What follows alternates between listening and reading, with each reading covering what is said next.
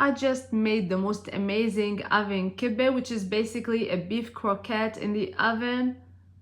It's home cooking at its best. The filling is beef, caramelized onions, and some pine nuts. The shell is bulgur wheat, beef, and some certain spices. One layer of the shell, the filling, and another layer of the shell, baked to perfection, and you've got an amazing kibbeh. The full recipe is on my YouTube channel, Dainty Bite. Don't forget to check it out.